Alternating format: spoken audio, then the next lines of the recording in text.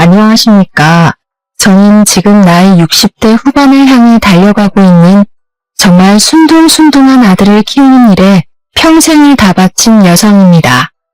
제 인생 최대의 업적이 아들을 키운 일이라서 아들 이야기를 꺼낸 것은 아니지만 제가 오늘 들려드릴 이야기의 주인공이 다름 아닌 우리 아들이기에 인사말의 이야기를 덮어보았습니다.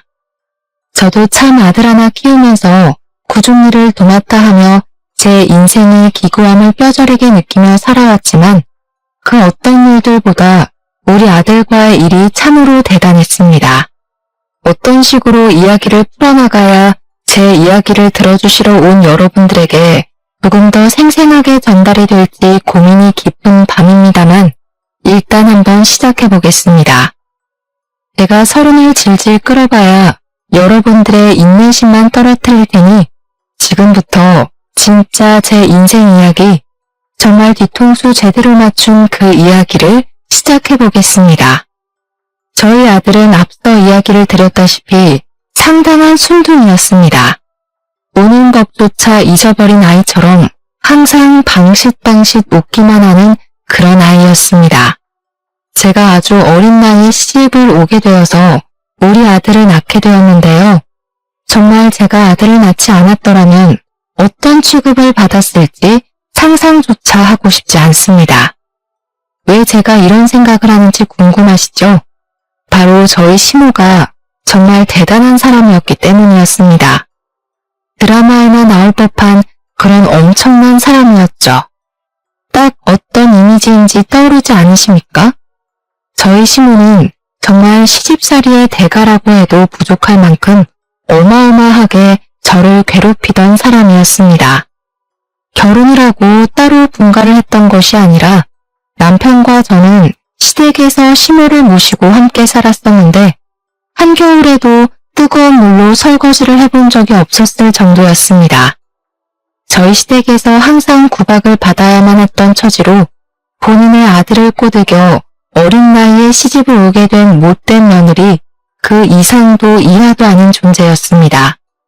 매일같이 저는 밥을 하는 기계이자 집안을 청소하는 기계였고 시댁에서 지내고 있는 1년에 15번 울리는 제사 준비는 전부 제 몫이었습니다.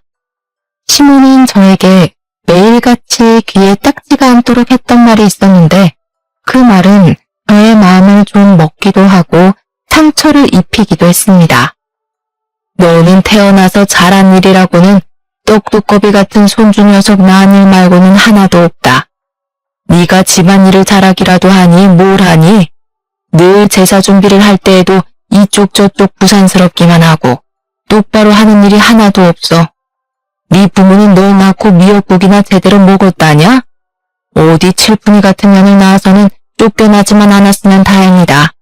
그리고 내가 분명 홍사과를 두라고 했더니 말도 안 되는 청사과를 가져와서는 지아비한테 먹이고 앉았어? 우리 아들은 홍국을 더 좋아한다는 걸 몰라서 그래. 어디서 똑똑한 며느리 좀 얻어보나 했더니만 정신도 빠지고 나사도 하나 빠진 년이 굴러들어와서 자리를 차지고 앉았네. 아이고 내 속이야. 제가 대학은커녕 고등학교도 겨우 졸업을 하고 남편이랑 눈이 맞게 되는 바람에 번갯불에 콩구워 먹듯이 아무런 준비도 하지 않고 결혼을 하게 되었었습니다. 처음부터 아주 마음에 들지 않는 며느리였다고 하시면서 저에게 별의별 막말을 다 하셨었습니다. 제가 정말 이 결혼을 하고 싶었었냐? 딱히 그런 것도 아니었습니다. 남편이 일방적으로 저를 쫓아다니며 저와 결혼을 하고 싶다고 졸랐고 집안에 재산이 꽤 많았던 시댁에 저를 시집 보내고 싶었던 부모님이 남편과 결탁을 한 것이었습니다. 제가 거의 팔려왔다고 생각해도 과언이 아닐 만큼 남편은 친정을 향해 무리한 공세를 퍼부었고 저희 부모님은 이 정도 재력이면 우리 딸이 먹고 사는데 불편함이 없겠거니 하신 겁니다. 이런 막장의 성격까지 괴팍한 시모가 존재할 거라고는 생각도 못하시고 저를 이 지옥의 구렁텅이 속으로 밀어버린 것이었습니다. 저희 부모님도 시골 촌구석 중에서도 구석에서 평생을 살아오셨던 분이시기 때문에 땅 부잣집에 시집가는 것이 인생을 꽃피우는 것이라고 생각하셨던 것입니다. 제가 얼굴 하나는 꽤 단단했기 때문에 남편도 저를 좋아하게 되었고 그 덕분에 남편의 사랑을 받아서 시모의 시집살이를 조금 더 견딜 수 있게 되었습니다. 하지만 시모는 항상 저에게 제가 견디기 힘들 정도의 폭언을 쏟아내셨고 저는 그런 시모에게 꼼짝도 못하는 멍청한 며느리였습니다. 망할 년, 아주 팔자가 펴도 한참 폈지. 네가 이 집에서 청소하고 빨래하고 밥하는 거 말고 하는 게 뭐가 있어? 어디 죽상을 하고 집안을 돌아다녀. 번듯하게 대학이라도 나왔으면 모를까. 고등학교도 겨우 졸업한 주제에 우리 손주머리가 얼마나 걱정이 되던지. 우리 손주머리가 범상치 않으면 둘째는 다른 며느리 배에서 볼 테니 그런 줄 알고 살아. 항상 제 자존심을 깎아내리기 위해 애를 쓰시던 시모에게 정말 충격적인 사건이 일어나게 되었습니다. 그것은 바로 밭일을 하고 막걸리를 한 잔 걸친 뒤 평소와 다름없이 경운기를 운전하던 남편이 사고를 당하게 된 것입니다. 남편의 경운기는 논으로 대굴대굴 굴러 처박히게 되었고 그 경운기에 타고 있던 남편은 경운기 밑에 깔리게 되면서 빠져나오지 못하고 논두렁에 처박혀 죽은 것입니다. 게다가 남편의 음주운전으로 인한 사고였기 때문에 저희 가족은 아무런 보상조차 받을 수 없게 되어버렸습니다.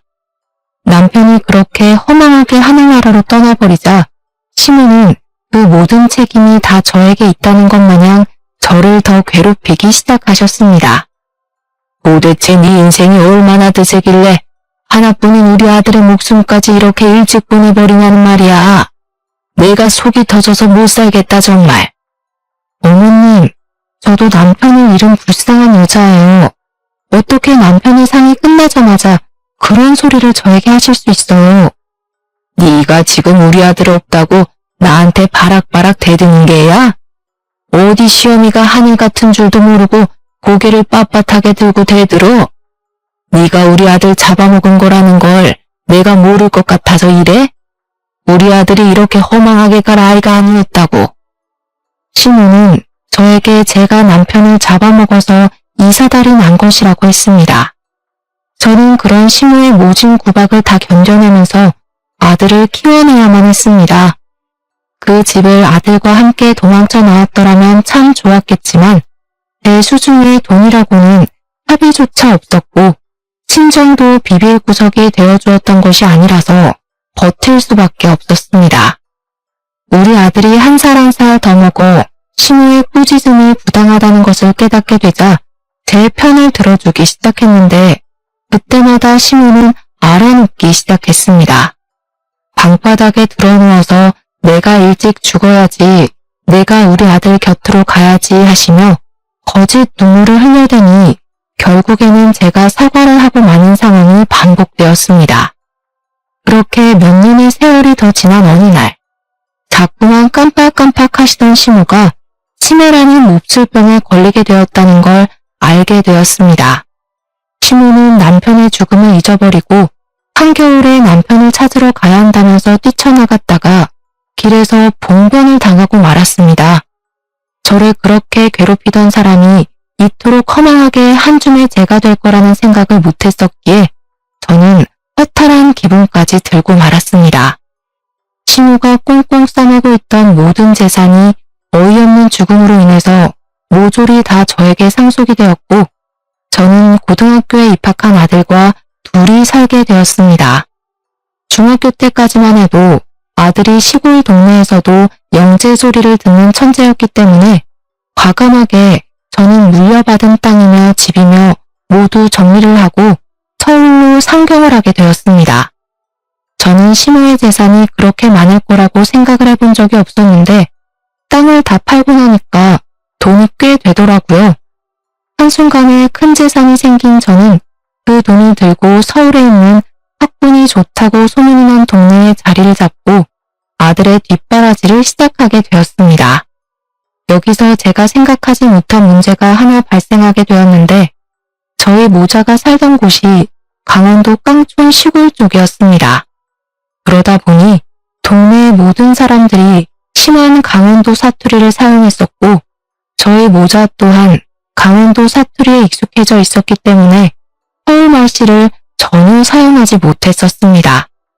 고등학교를 서울로 전학을 가게 되었고 아들은 학급을 배정받고 처음으로 인사를 나누자마자 같은 반 아이들에게서 시골 냄새가 난다며 놀림을 당하기 시작했습니다. 우리 아들이 싫은 소리를 한 번도 하지 못하는 순둥이였기 때문에 그 놀림을 고스란히 다 받으면서 학교 생활을 하기 시작한 것입니다. 급식에서 감자라도 나오게 되면 우리 아들에게 그 못된 놈들이 글쎄 강원도에서 왔으니 감자나 먹으라면서 그 반찬들을 전부 아들 식판에 쏟아부었다고 하더라고요. 항상 모진 일은 우리 아들에게 시키기 일쑤였으며 성적이 잘 나오는 우리 아들에게 시골에서 온 주제에 공부를 잘하는 게 이상하다며 선님을 의심했다고 하더라고요. 의심으로만 끝이 났으면 다행인데 그걸 담임 선생님에게 일러바쳐서 우리 아들은 졸지에 시험을 컨닝했다는 의심을 사게 되었고 진땀을 빼기도 했습니다. 우리 아들은 학교에 출석을 하면 할수록 점점 더 의기소침해지는 것도 모자라 시름시름 앓는 지경까지 이르렀고 저는 그런 아들에게 무슨 일이 일어나고 있는지 전혀 짐작도 못하고 있었습니다. 시골에서 왔다고 소라도 키웠던 것 아니냐고 소똥 냄새가 난다고 놀리고 교과서를 찍는 행위 또한 기본이었고요. 청소를 하는 날이면 우리 아들에게 모조리 다 맡겼다고 하더군요. 착한 우리 아들은 찍소리 한번 못하고 더 큰 보복을 당할까봐 무서워 그 못된 놈들이 시키는 대로 착실하게 잡일을 하고 있었고요. 불량 학생들이 피우는 담배도 우리 아들 주머니에 몰래 넣어놓거나 피우던 담배로 우리 아들을 괴롭히는 행위도 했었습니다. 저는 정말 까마득히 몰랐습니다. 우리 아들 팔에 있는 화상 자국을 보고 뭐냐고 물어본 적은 있었지만 그저 다쳤다는 아들의 말을 믿고 넘어갔습니다. 우리 아들은 학창시절에 당했던 트라우마로 인해서 불량학생, 학교폭력 피해자에 대한 혐오가 생겼고 태어나서 지금까지 담배는 입에도 대본 적이 없는 놈입니다. 아들은 버티다 못해서 저에게 학교를 그만두고 싶다는 식으로 말을 했지만 저는 아들의 이야기를 들어줄 생각도 하지 않고 혼을 내기만 했습니다. 학교도 제대로 졸업하지 않고 무슨 생활을 어떻게 하고 지낼 거야. 사람이 학교는 무조건 졸업해야 한다. 이래서 대학은 어떻게 갈래? 나중에 취업할 때는? 고등학교도 제대로 졸업 못했다고 하면 사람들이 어떻게 생각하겠어. 우리 아들은 제가 시모에게 그렇게 당할 때마다 내 편을 들어주었던 아이였는데 저는 아들의 편을 들어주지 않고 늘 강요만 하고 있었습니다. 결국 반 아이들의 괴롭힘이 도를 지나치자 우리 아들은 그냥 죽어버리고 싶다면서 저에게 모든 히스테리를 다 부리기 시작했습니다. 그제야 아들의 이야기를 전해 듣게 된 저는 충격을 금치 못했습니다. 우리 아들이 학교 폭력의 피해자라는 사실이 소름 끼치도록 무서웠습니다. 저는 바로 학교에 찾아가서 담임 선생님이고 교장, 교무부장 할 것 없이 사태에 대해 고발하고 그냥 넘어갈 수 없는 일이라는 것을 피력했습니다. 하지만 가해자놈들이 돈도 꽤 있는 집안이고 사회에서나 학교에서나 영향력을 행사하는 그런 집안의 아들이었던 것이었습니다. 학교에서 계속 쉬쉬하려고 하면서 저를 설득하려고 하더라고요. 요즘 애들이 수능 준비로 예민해서 그런 겁니다. 애들끼리는 다 다투고 그럴 수도 있죠. 제가 화해시키겠습니다. 우리가 지금 강원도 시골에서 왔다고 이런 식으로 무시를 하는 겁니까? 선생이고 학생이고 하나같이 전부 어떻게? 두고 보세요. 내가 가만히 있지 않을 겁니다. 그 당시에는 학교폭력위원회라는 게 없었던 시절이었습니다. 그러니 선생이 편을 들어주지 않으면 아무런 조치도 취할 수 없었던 시절이었던 것입니다. 그냥 학교에서 알아서 처리를 해버리고 피해자들이 억울하게도 숨어 지내야 하는 그런 불편한 상황만 쭉 존재하던 시절이었습니다. 저는 결국 참지 못하겠다는 아들에게 자퇴를 한 뒤에 검정고시를 준비해서 대학에 가자고 이야기를 했습니다. 우리 아들은 1년이라는 시간을 꿋꿋하게 버텨냈지만 앞으로 2년이라는 시간 동안 가해자들을 봐야 한다는 것이 너무 무섭다고 자퇴를 결심하게 되었습니다. 우리 아들이 자퇴를 하던 그날까지도 가해자놈들은 뻔뻔하게 웃으면서 나타나 저와 아들을 조롱하고 의지가 없는 놈이라며 놀려댔습니다. 저는 마지막까지도 우리 아들을 조롱하는 것을 멈추지 않던 그놈들에게 깊은 분노가 일었고 그 자리에서 참지 못하고 그놈들의 뺨을 갈겨버렸습니다. 채차게 연달아 뺨을 갈겨대자 그들도 어찌하지 못하고 뺨만 부여잡고 저와 아들을 바라보더라고요. 어른의 분노에 이렇게 수그러들 아이들인데 어찌 그리 고약한 짓을 하고 다니는 건지 정말 신물이 날 지경이었습니다. 너희들이 고소를 하고 싶다면 어디 끝까지 해보거라. 앞으로 너희가 어떤 사람이 되어 무슨 일을 하던 나는 기필코 복수를 하고 말 테야. 그 뒤로 아들 손을 잡고 학교 밖으로 나오면서 저는 복수를 하겠다고 다짐 또 한 번 다짐을 했습니다. 저는 마음을 가다듬고 바로 교육청에다가 전화를 걸어서 학교에 태어난 작태를 고발했고 이 사건은 꽤 큰 사건이 되었습니다. 저희 모자를 취재하겠다는 기자도 나타났고 학교 폭력을 당했던 사람들이 그동안 쉬쉬하면서 지내기 바빴는데 그 일로 다들 고개를 들고 일어서기 시작했기 때문이었습니다. 결국 가해자들이 주변 사람들의 시선을 견디지 못하고 저희 모자를 찾아와 사과를 하고 용서를 구했지만 저희 모자는 그들을 용서해주지 않고 돌려보냈습니다. 학교에서 피해자인 우리 아들 편을 들어주지 않았던 교사들은 대거 물거리가 되고 우리 아들은 마음을 다잡고 검정고시를 준비하게 되었습니다. 혼자서 공부를 하는 게 의외로 잘 맞는지 문제집을 반복해서 풀어가며 공부를 하고 스스로 해결책을 찾아가는 우리 아들이 너무나도 대견했습니다. 우리 아들의 의지력은 정말 대단했기에 검정고시를 한 번에 다 통과를 하게 되었고 2년이라는 시간을 스스로 노력한 끝에 명문대에 입학을 하게 되었습니다. 정말 우리 아들이 국내에서 가장 유명하다는 대학에 입학을 했을 때 제가 얼마나 뜨거운 눈물을 흘렸는지 아무도 모를 겁니다. 우리 아들은 학교 생활을 참으로 열심히 했고 군대도 건강하게 무사하게 다녀왔으며 대학을 졸업한 이후 탄탄대로의 길을 걷게 되었습니다. 바로 남들이 전부 가고 싶어하는 대기업에 취업을 하게 되었기 때문이었습니다. 정말 얼마나 대견하던지 우리 아들의 어깨를 절로 쓰다듬게 되더라고요. 물론 저희가 먹고 사는데 지장이 없을 만큼의 재산을 물려받긴 했지만 그래도 사람이라면 응당 일을 해야 하지 않겠습니까? 아들은 앞으로 자기 걱정을 할 일은 없을 거라며 큰 소리를 떵떵 치는데 너무나도 대견했습니다. 그렇게 몇 년이라는 시간이 흐르고 흘러서 우리 아들이 34살이 되었을 때 갑자기 저에게 소개를 시켜주고 싶은 사람이 있다고 하는 게 아니겠습니까? 저는 그냥 친구인 줄만 알았지 그 사람이 여자친구일 것이라는 생각은 전혀 하지 못했었습니다. 아들이 식당에 저를 데리고 가서 그 사람을 소개해주겠다고 하는데 걸어 들어오는 사람이 여자인 것이 아니겠습니까? 너무 예쁘고 사랑스럽게 생긴 여자였는데 저는 예상치 못한 일에 너무나도 당황스러웠습니다. 자신의 여자친구를 소개해주는 자리라면 적어도 미리 언지를 해주어야 제가 준비도 하고 꾸미기도 할 것이 아니겠습니까?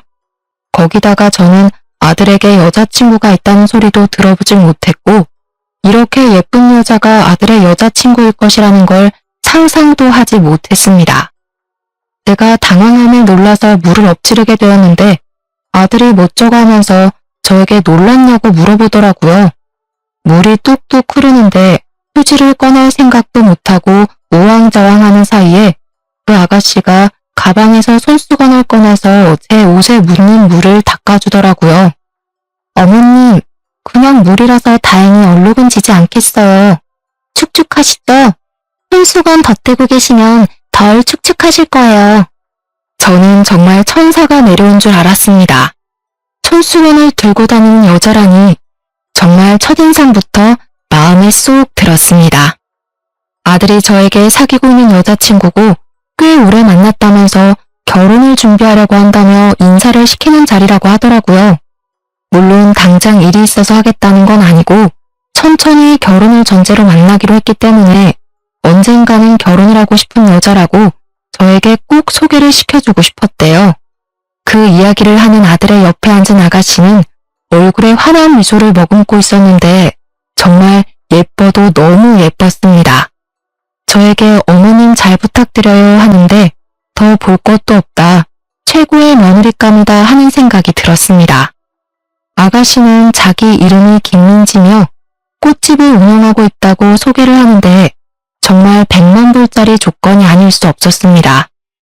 내가 참 우리 아들 어릴 적에 시어머니한테 시집살이를 아주 호되게 당하면서 살았어. 나는 절대로 시집살이 같은 거 안 시키겠다고 마음먹었다. 혹시 그런 게 걱정이 된다면 걱정도 하지 말라고 미리 말하는 거야. 내가 무조건 예뻐해주고 사랑해줄게. 그러니까 예비 며느리가 글쎄 눈물을 막 글썽거리면서 자기가 사실은 조실 부모를 하는 바람에 외롭게 자랐다고 저 같은 사람이 자기의 시모가 되면 행복할 것 같다고 하더라고요. 그때 우리 예비 며느리를 보면서 그 어떤 일이 있어도 이 아이의 편이 되어줘야겠다고 결심을 하게 되었습니다. 그 뒤로 저는 예비 며느리를 참 자주 만나게 되었습니다. 제가 심심해할까봐 며느리가 운영하는 꽃집에 저를 불러다가 꽃꽂이를 하는 방법을 알려주기도 했고 제가 새로운 전자기기를 사면 사용 방법을 세세하게 알려주기도 했습니다. 무엇보다 제가 혼자서 뭘 하는 게 어색해서 집에만 콕 틀어박혀 있는 편이었는데 우리 예비 며느리가 저를 이곳저곳 엄청나게 데리고 돌아다녀줬습니다. 전시회도 보여주고 난생 처음 동물원이라는 곳에 가서 구경도 하고 저는 정말 사는 게 바빠서 그런 여가 생활을 즐겨본 적이 없었기에 너무나도 신기했습니다. 예비 며느리가 저를 데리고 어딜 가겠다고 말이라도 꺼내면 저는 설레는 마음에 밤잠을 설치기까지 했을 정도였습니다. 사는 게 바빠서 우리 아들을 데리고도 그런 곳을 한 번도 방문해 본 적 없었는데 말년이 정말 호강하는 게 아닐 수 없었습니다. 그렇게 6개월이라는 시간이 지나면서 저와 며느리의 사이는 정말 딸과 엄마처럼 두말할 거 없이 돈독한 사이로 발전을 하게 되었습니다. 어머님, 저 정말 어머님 같은 분을 만나게 되어서 너무나도 기뻐요. 평생 제가 효도하면서 잘 모시고 살게요. 우리 지금처럼 평생 행복해요. 어머님을 알게 되어서 부모님께 받지 못한 사랑을 받은 기분이고 저에게도 진정한 가족이 생긴 것 같아요. 정말 감사합니다. 아니다. 나도 아들 하나 키우면서 답답한 날도 있고 속이 상하는 일도 여럿 있었는데 정말 딸 같은 며느리를 얻게 되어서 너무나도 기쁘구나. 우리 사이 변치 말고 앞으로도 항상 서로를 배려하면서 슬픈 일, 기쁜 일 모두 나누며 살았으면 좋겠다. 정말 그이 덕분에 제가 어머님을 만나게 되었어요. 하늘에 계신 부모님께서도 제가 이렇게 멋진 시어머니를 만났다는 걸 보시면 너무 좋아하실 거예요. 제가 정말 잘할게요. 어머님 아프지 마시고 저희와 함께 오래오래 살아요.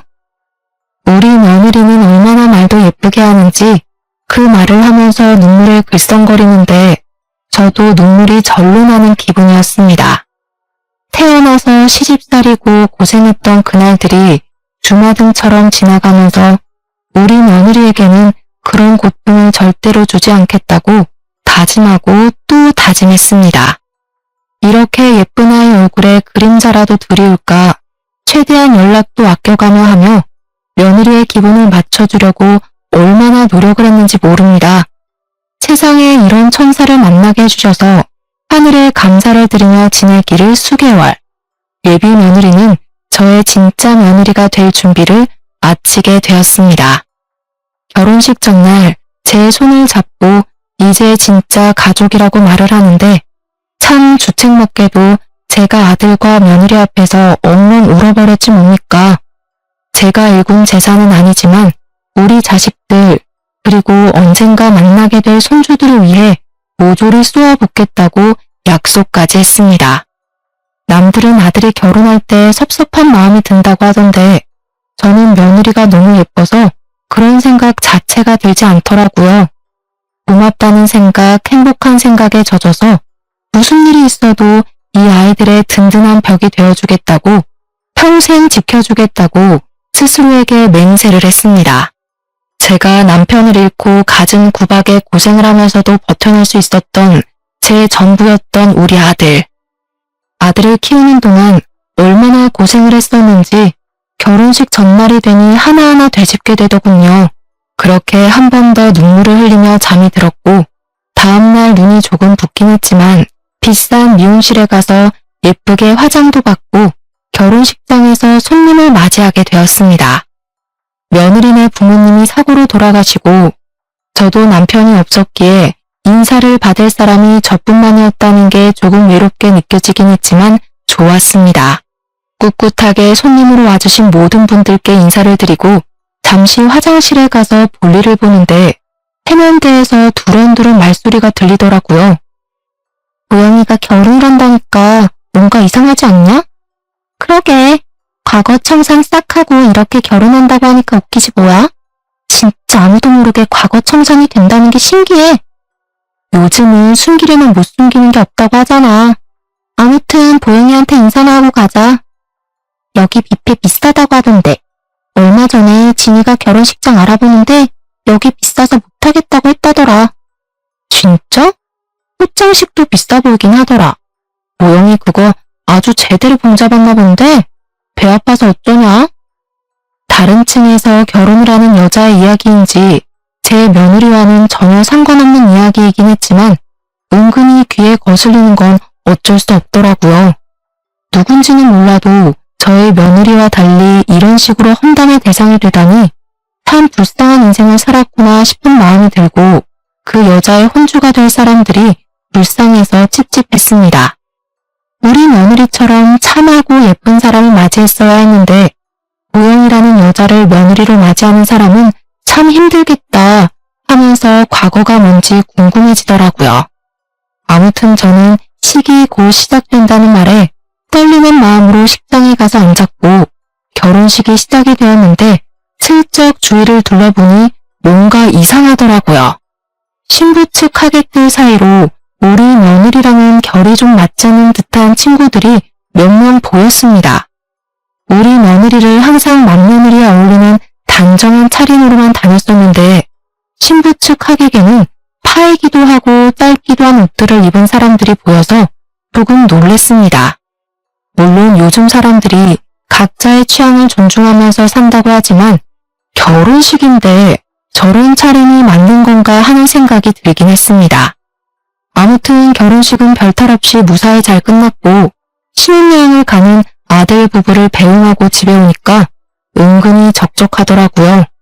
가까운 곳으로 신혼집을 얻어서 나가긴 했지만 앞으로 혼자 지내야 한다고 생각을 하니 이상하게 집이 크게 느껴지고 조용한 집이 낯설게 느껴졌습니다.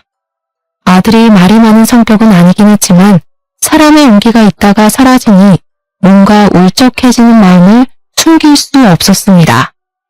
그래도 하나 다행이었던 건 우리 며느리가 저를 극진히 챙겨서 앞으로도 이런 외로움을 느낄 날이 며칠이나 있겠나 생각이 들었다는 겁니다. 하지만 아들의 결혼 생활을 제 예상과 전혀 다른 방향으로 흘러가고 있었습니다. 매주 주말마다 저와 데이트를 즐기고 별일이 없어도 제가 뭘 하는지 궁금해하면서 연락을 했던 며느리가 저에게 연락을 완전히 뚝 끊어버린 것입니다. 제가 먼저 며느리에게 연락을 해서 이번 주에 뭐 하냐? 같이 놀러라도 갈까? 하고 물어보면 바빠요. 딱 3글자만 도착하고요.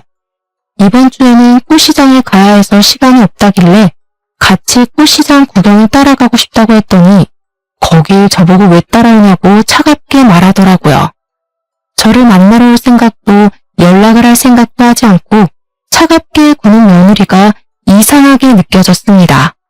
오죽하면 제가 아들에게 혹시 뭐 실수한 부분이라도 있냐고 물어볼 정도로 며느리의 태도가 확 바뀌었습니다.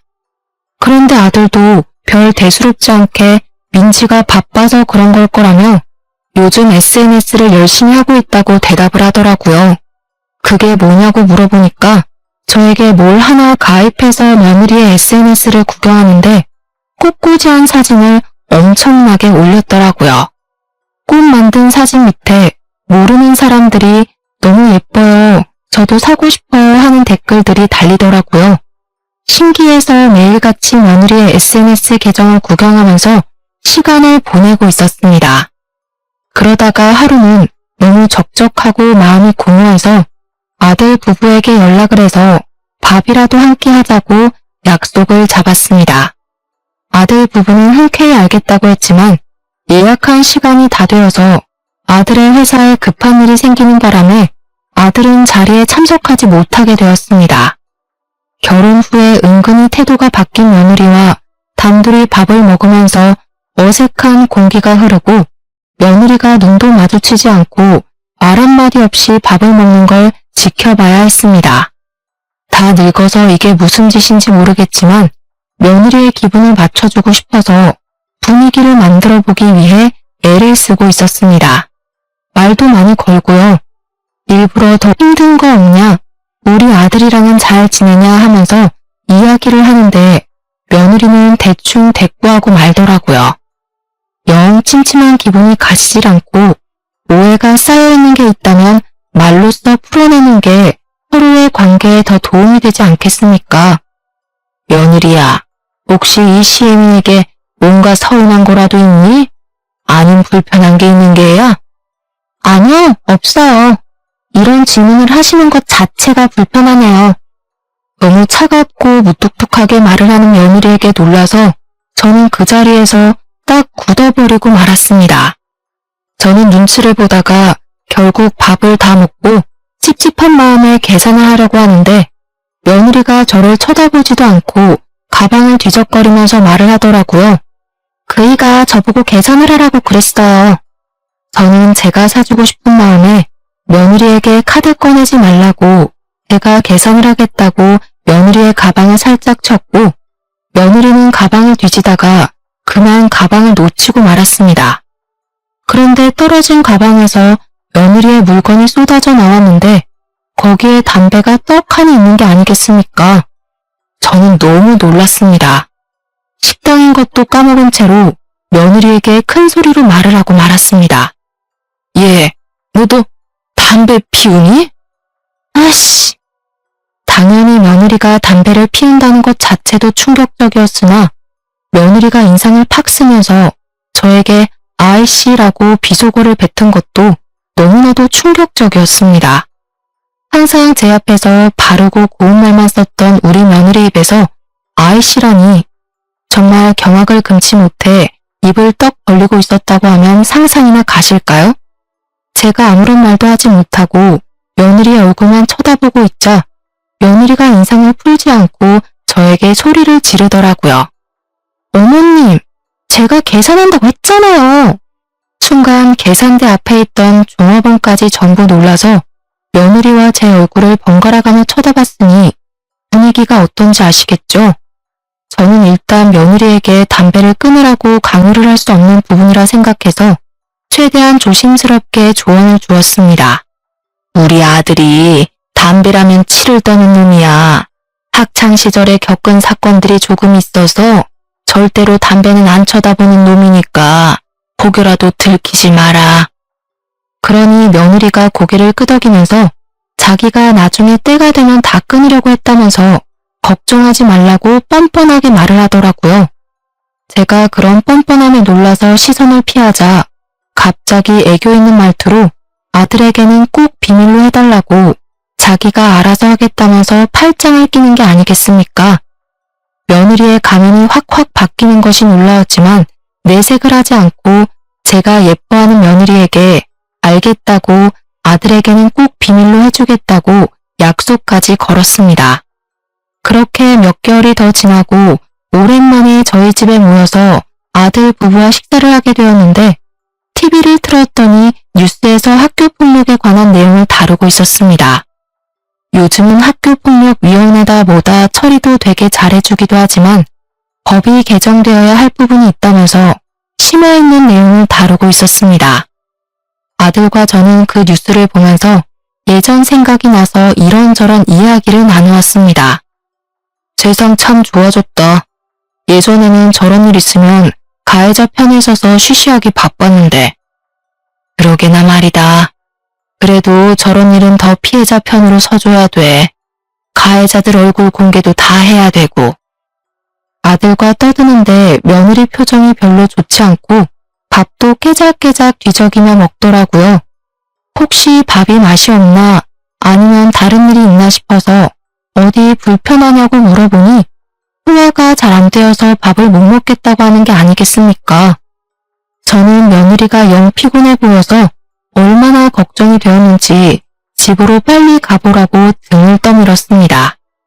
그런데 말입니다. 제가 시모가 치매로 사고를 당한 이후부터 마음 붙일 곳이 필요해서 교회를 다니고 있었습니다. 우리 아들이 학교 폭력으로 인해서 많이 힘들어했을 때부터 다니고 있었는데 시모의 사고 이후에 완전히 종교에 빠지게 된 케이스였습니다. 제가 권사 자리까지 하고 있으니 얼마나 열심히 교회를 다녔는지 아시겠죠? 그러던 어느 날 우리 교회에 꽤 친하게 지내는 젊은 집사가 저에게 다가오더니 머뭇거리면서 이야기를 꺼내더라고요. 권사님 며느리 이름이 뭐라 그러셨었죠? 민지야 민지, 김민지. 이상하네. 이거 권사님 며느리 아니에요? 그러면서 사진을 보여주는데 학창시절 사진이랑 최근 사진이 있는데 저희 며느리 얼굴이더라고요. 친한 집사가 우리 아들 결혼식에 왔다가 며느리 얼굴을 봐서 기억하고 있었더라고요. 그런데 이런 사진이 왜 떠있는가 싶어서 저는 집사에게 물어보았습니다. 근데 이게 뭐야? 왜 우리 며느리 사진을 김 집사가 가지고 있어? 집사는 저에게 휴대폰을 내밀면서 여기 적힌 내용들을 읽어보라고 하더라고요. 뭔가 싶어서 보는데 글쎄 우리 며느리가 학교폭력 가해자라는 고발글이 아니겠습니까? 누군가가 익명으로 올린 글이었는데 플라워숍을 운영하고 있는 김보영을 고발합니다 하는 글인 것이었습니다. 피해자는 우리 며느리가 중학생 때부터 담배를 피우고 불량 학생들과 어울려 다니면서 술도 먹고 오토바이도 타고 교복도 줄이고 친구들 돈도 뺏었다고 했습니다. 학교도 잘 안 나가고 양아치로 살다가 갑자기 어느 날 개명을 하더니 꽃집을 열어서 천상 여자인 척하면서 장사를 한다고 말입니다. 플라워숍이 장사가 잘 돼서 자꾸 이곳저곳 끼글이 보이는데 그때 받았던 피해가 아직 트라우마로 남아있어서 너무나도 괴롭다는 내용이었습니다.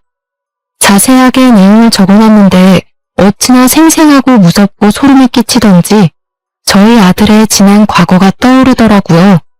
제가 손을 벌벌 떨면서 글을 읽고 있자 집사가 저에게 이혼이라도 시켜야 하는 거 아니냐고 이런 무서운 여자를 어떻게 며느리로 데리고 사냐고 하더라고요.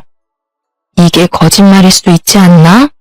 익명 게시판인데다가 피해자가 누군지도 모르고 이상하잖아. 그러자 집사가 저에게 하는 말이 피해자가 자기 건너 아는 분의 딸이라고 하는 게 아니겠습니까? 그 피해자는 아직까지도 정신과에서 치료를 받아야 하는 수준이라며 학창시절의 기억 때문에 일상생활이 어렵다고 하더라고요. 그 순간 머릿속을 스치는 기억이 있었습니다. 김보영, 보영. 결혼식 날 화장실에서 들었던 그 이름이었던 것입니다. 과거를 청산했다는 보영이 그게 바로 우리 며느리였던 것입니다. 저는 피해자를 만나보고 싶어 김 집사를 통해 말을 전했고 용기를 내어 찾아가게 되었는데 한눈에 봐도 그 피해자가 너무나도 피폐해 보였습니다. 우리 며느리에게 당했던 일을 줄줄이 이야기를 하는데 제 눈에서도 눈물이 멈추지가 않을 정도로 고통스러운 이야기였습니다.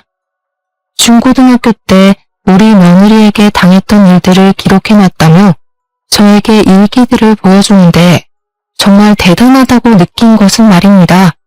그 시절 학교 폭력에 대해 무지했던 시절임에도 폴라로이드 사진기로 상처를 하나하나 다 찍어놓았다는 것입니다. 나중을 위해서 기록이 필요했다며 상처를 입은 모든 부위의 사진을 기록해두었더군요. 저는 피해자에게 이 증거물을 빌려줄 수 있겠냐고 물었고 피해자는 고민 끝에 저에게 복사본을 주겠다고 했습니다. 저는 우리 아들 또한 학교 폭력으로 고통을 받았던 피해자였기 때문에 이 사건을 가족이라고 감싸기만 해서는 안 된다고 그냥 넘어가지 말아야 한다는 생각이 들었습니다. 그래서 저는 그 자료를 들고 우리 아들을 찾아가게 되었고 아들은 영문도 모르고 일기를 받아들여 읽었다가 경악과 분노에 온몸을 부들부들 떨었습니다. 저희에게 처음 보여주었던 모습과는 너무 다른 이중적인 행동에 치를 떨었어요. 나는 저런 소름 끼치는 아이를 며느리로 받아줄 수 없다. 이혼하지 않으면 당연히 너도 보지 않을 거고 재산도 한 푼 물려주지 않을 테다. 고통을 받은 아이들을 위해 돈을 기부하고 죽어버릴 테니 그런 줄 알고 이혼해 당장. 아들 또한 저와 생각이 같았는지 이혼을 하겠다고 고개를 끄덕이더라고요. 저는 피해자에게 진심으로 사죄를 하고 이 사실을 알렸고 피해자는 며느리가 당하는 꼴을 보고 싶다며 용기 내서 마주하고 사과를 받고 싶다고 했습니다. 저는 피해자와 아들 집에 찾아갔고 며느리는 피해자를 알아본 것인지 눈이 엄청나게 흔들리기 시작했습니다. 며느리에게 피해자가 쓴 일기를 던져주니까 전부 다 생생하게 기억이라도 나는 것인지 갑자기 무릎을 꿇고 악어의 눈물을 흘리기 시작했습니다. 여보, 어머님, 이거 다 제가 철없던 시절에 아무것도 모르고 한 짓이에요. 피해자는 어이가 없어 했고 저와 아들 또한 며느리를 질책하듯이 바라보았습니다. 한참을 무릎을 꿇고 자기 변명을 하며 잘못했다는 소리는 단 한 번도 하지 않던 며느리가 저희도 꿈쩍하지 않자 갑자기 무릎을 툴툴 털며 일어나더라고요. 그러고는 정말 사람으로서는 할 수 없는 말을 뱉어냈습니다. 이게 벌써 몇 년 전 일인데 아직까지도 들먹이면서 사람 피곤하게 해? 그래 미안해. 근데 너도 문제 있는 거 알지?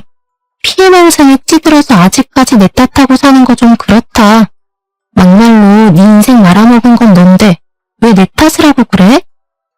내가 글쎄 그 말에 눈깔이 돌아서 아들이 처음 내주었던 커피잔을 들어 며느리의 얼굴에 커피를 확 부어버렸습니다. 이 배은망덕한 계집애 같으니라고. 이 못된 년. 감히 이런 씻을 수 없는 상처를 줘놓고 뭐라고? 피해자 탓을 해?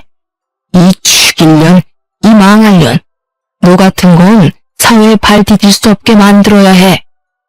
며느리는 갑자기 비에 젖은 생쥐꼴이 된 것이 수치심이라도 들었는지 얼굴이 붉어지며 발악을 하기 시작했습니다.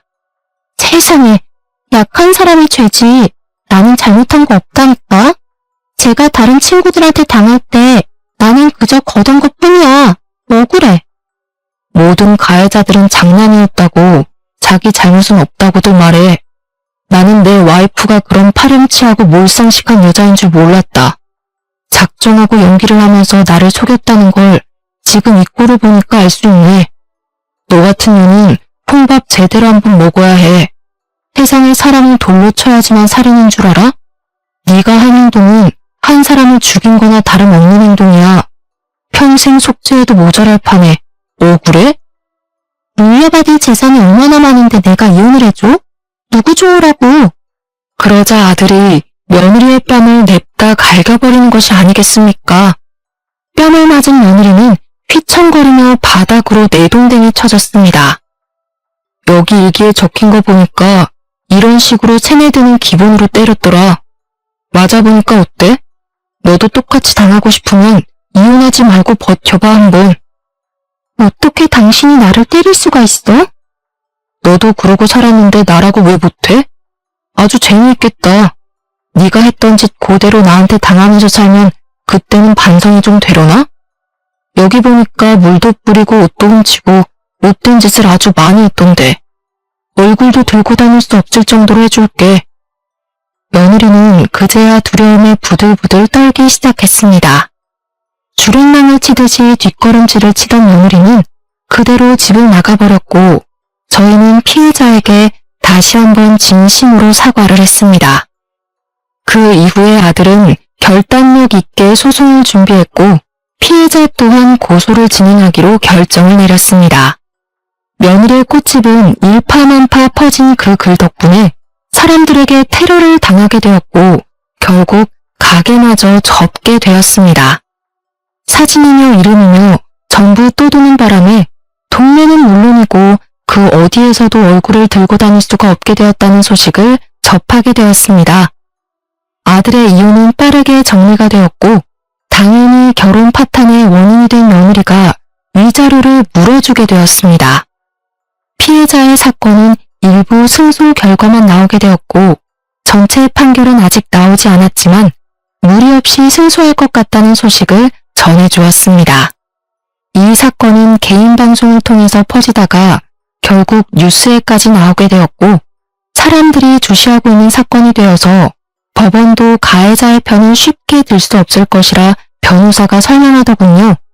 모든 일이 저희 손을 떠난 지금 우리 아들은 이혼의 아픔을 치유하고 있는 중입니다. 이유가 명확한 이혼이었기에 아들은 힘들지 않게 정리를 할 수 있을 거라 말을 하긴 했지만 정부치고 상세월이 있었기에 저는 묵묵히 아들의 곁을 지키고 있는 중입니다. 우리 아들이 전부 다 훌훌 터는 그날 아들과 함께 학교 폭력으로 인해 고통을 받은 피해자들을 위해 기부도 할 생각입니다. 앞으로는 죄를 짓고 사람들의 마음을 짓이긴 놈들이 전부 벌받는 세상이 오길 기다려보겠습니다. 여러분들 또한 다른 사람 마음에 상처 주지 마시고 상처를 입으셨다면 새살이 돋아날 때까지 본인의 마음을 단단하게 잡으시길 바라겠습니다. 제 이야기는 여기까지입니다. 들어주셔서 정말 감사합니다.